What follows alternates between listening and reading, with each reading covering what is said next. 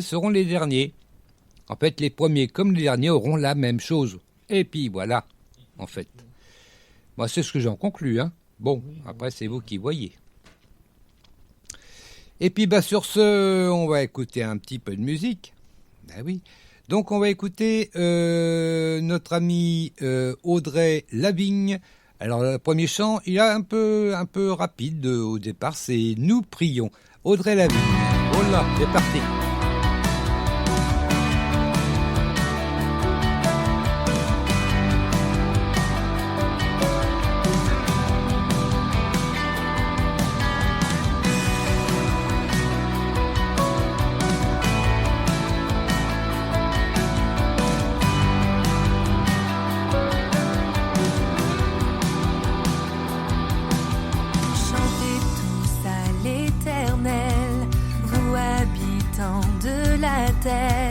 Annoncez de jour en jour son salut. Racontez tous aux nations la gloire qui est dans son nom.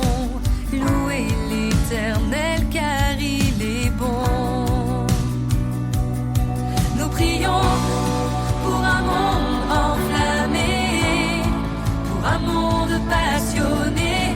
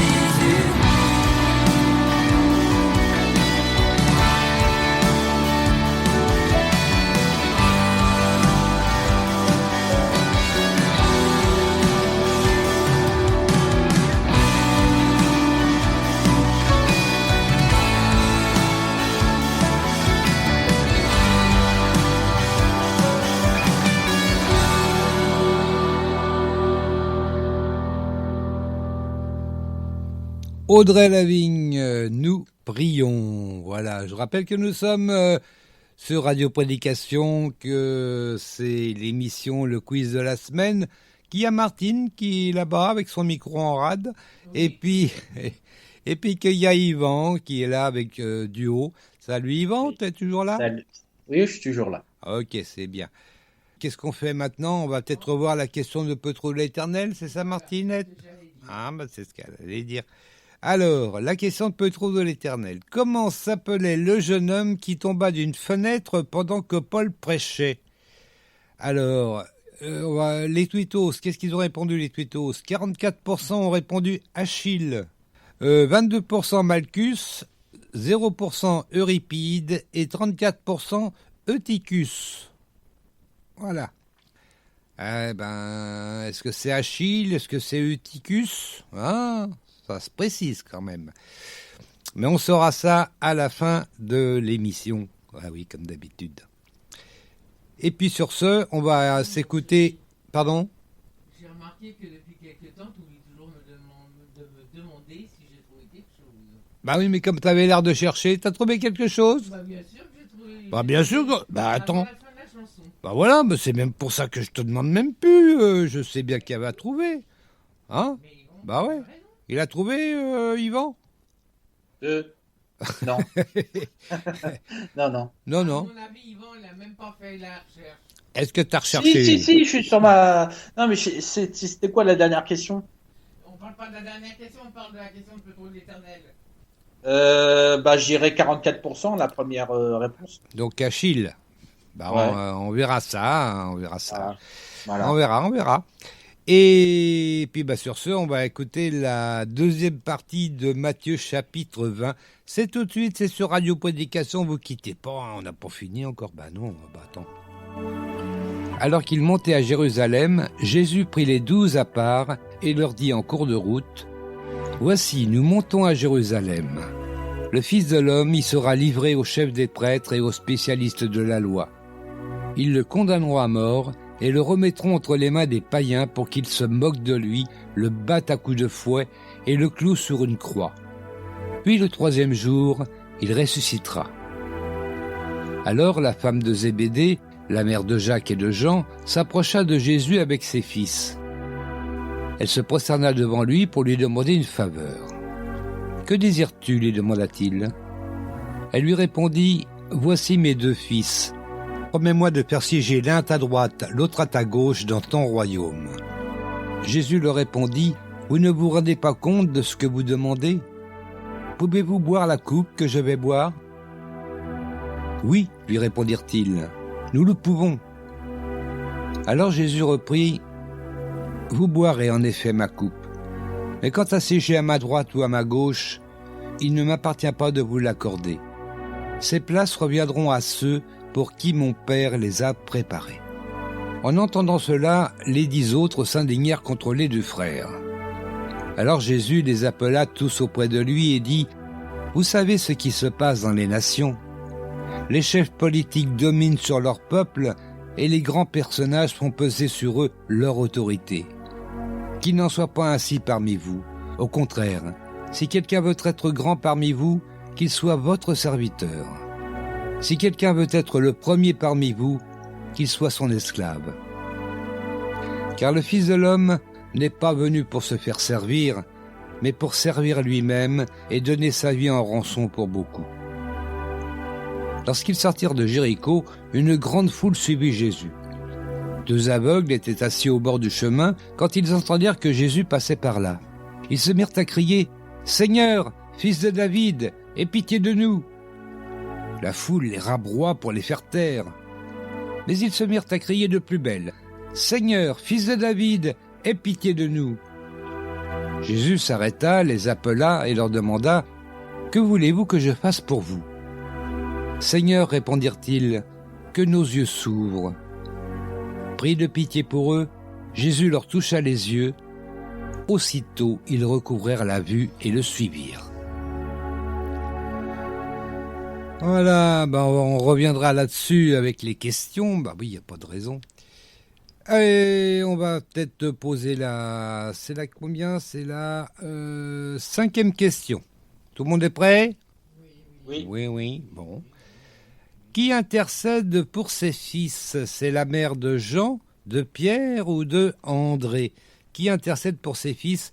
La mère de Jean, de Pierre ou de André? Tic-tac.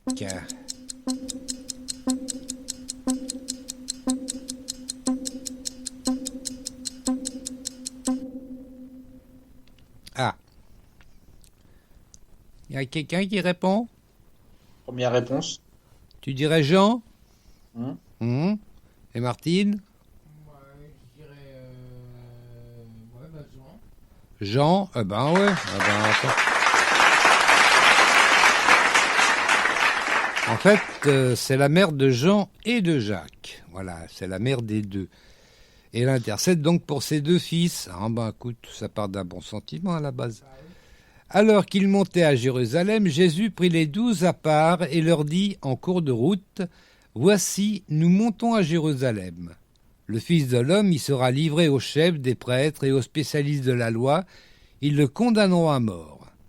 Et ils le remettront entre les mains des païens pour qu'ils se moquent de lui, le battent à coups de fouet et le clouent sur la croix. Puis, le 3e jour, il ressuscitera. » Là, Jésus raconte exactement ce qui va se passer. Hein, il ne prend pas par 4 chemins. Alors la femme de Zébédée, mais là on voit tout de suite, moi d'abord. Alors la femme de Zébédée, la mère de Jacques et de Jean, s'approcha de Jésus avec ses fils. Elle se prosterna devant lui pour lui demander une faveur. « Que désires-tu, lui demanda-t-il. Elle lui répondit, « Voici mes 2 fils.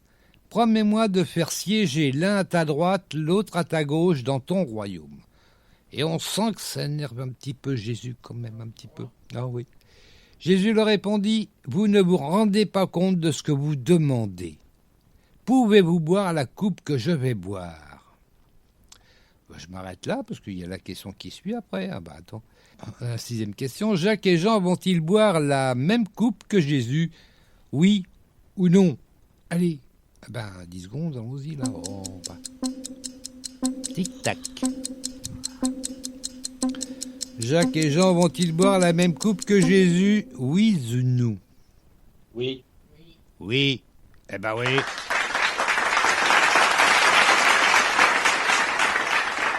Eh oui, ils vont boire la même coupe, peut-être pas tout à fait de la même façon, mais pas loin quand même. Eh non, c'est pas lui qui décide. Eh oui, Jésus ne décide pas de tout. Pour ceux qui lisent attentivement les évangiles, on voit bien qu'il y a le Père, qu'il y a le Fils. Moi je dis ça comme ça, je ne veux pas me fâcher avec personne. Alors, ça c'est au verset 23, donc oui, alors donc il lui pose la question, « Pouvez-vous boire la coupe que je vais boire ?» Oui, lui répondirent-ils, « Nous le pouvons. » Et là on a l'impression que Jésus réfléchit un petit peu et dit, « Vous boirez en effet ma coupe, mais quant à siéger à ma droite ou à ma gauche, il ne m'appartient pas de vous l'accorder. » C'est pas Jésus qui décide. « Ces places reviendront à ceux pour qui mon Père les a préparées. » Voilà, c'est le Père qui a préparé les places, c'est pas le Fils. Et tout ce que le Père donne au Fils, le Fils les accepte aussi. Oui, le Fils est subordonné au Père. Moi, je dis ça comme ça. Je ne veux pas me fâcher non plus. Bon. Allez, la question suivante, c'est parti. Vis-à-vis de Jean et de Jacques, les autres apôtres les soutiennent, ils s'indignent, ou ils ne s'y intéressent pas du tout, mais alors ça leur passe au-dessus de la tête. Hein? Elle est un peu longue, ma réponse. Vis-à-vis de Jean et de Jacques, les autres apôtres les soutiennent, ils s'indignent ou ils ne s'y intéressent pas du tout. Allez, tic-tac.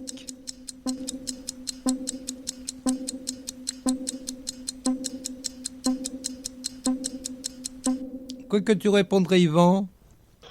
La 2e. Ils s'indignent. Martine? Il s'indigne. Eh ben oui.